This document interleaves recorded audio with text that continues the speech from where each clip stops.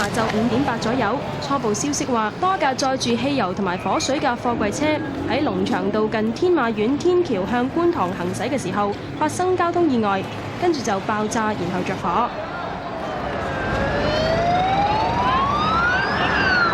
阿哥望到有冇私家車啊？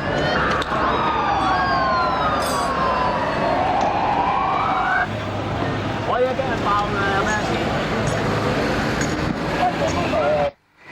長1級火警喺6:01左右救熄，初步知道2個人包括貨櫃車司機都受輕傷，2個人都係可以行上十字車㗎。而龍翔道就因為呢一宗事故而要封閉，附近嘅車要轉行其他道路，令到交通擠塞。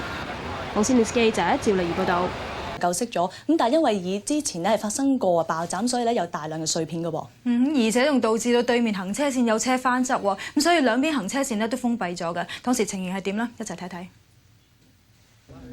今日下晝5點半左右，喺龍翔道去黃大仙方向突然發生貨車大爆炸，貨車車頂近被炸開，彈到去過對面嘅行車線。喺肇事現場就係龍翔道往黃大仙方向嘅一條行車快線，而天馬苑呢就係肇事現場附近嘅。呢一場爆炸，消防處列為1級火。意外發生之後，大批消防員迅速趕到現場救火。消防員仲不時間向呢個遺骸咧噴水，避免咧再出現咧汽油咧發生呢個爆炸嘅。至於肇事嘅貨車發生意外之後咧，原來發現佢載有168架電單車喺後邊嘅，不過司機嘅話咧完全唔知道呢一件事。就現場所見，貨車已經變成一塊塊咧焦黑嘅殘骸啦，連附近嘅行人天橋啊，亦都被爆得好勁，好犀利，成等大得震嘅。跟住喺窗望，成條馬路都着晒火，好多即係車轆嘅燒着。嗰陣時環境我諗住好多人受傷㗎啦。我啱啱上到樓，我話煮飯先啦，咁煮飯先啦。咁啊，隨即等低個電飯煲，嘣一聲我死啦，咪爆。咁尾後有人打電話嚟話：阿婆啊，你小心啊！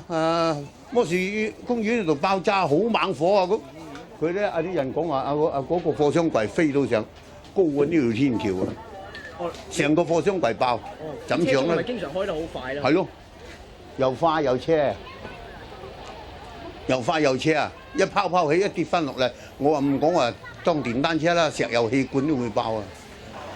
喺今次嘅意外入面，隔離嘅行車線受到波及。呢架貨車係因為剎掣不及而翻側嘅。呢架的士咧就被貨車嘅殘骸擊中，損壞不堪。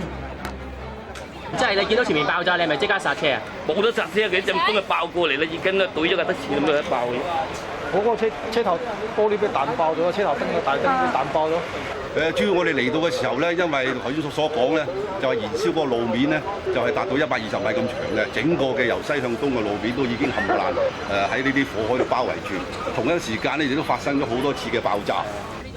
雖然發生多次爆炸，不過慶幸今次肇事司機只係受輕傷。佢仲即時打電話向家人報告意外嘅情況。部車反咗啊！阿新啊！部車反咗啊！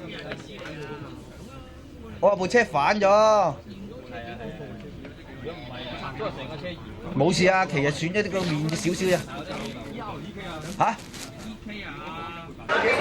今次嘅爆炸好彩冇造成重大嘅傷亡，3名傷者之中全部傷勢輕微，冇乜大礙。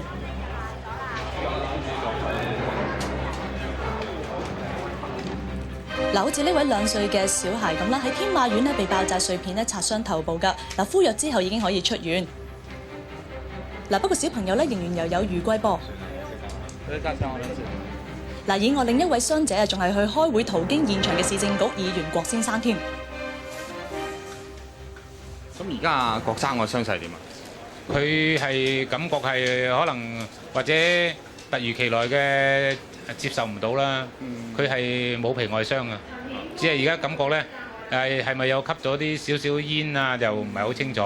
咁啊，佢主要咧係感覺頭暈啊、心翳啊、休養下咁樣。咁到底呢個貨櫃車行下點解會發生爆炸咧？就有待有關部門咧深入去調查。好彩今次意外當中嘅2名傷者咧，只係受咗輕傷啫，真係不幸中之大幸啊！而今次嘅消防員咧，能夠咧喺咁短嘅時間之內咧救熄場火啦，仲冇波及到其他嘅車輛咧，真係值得表揚㗎。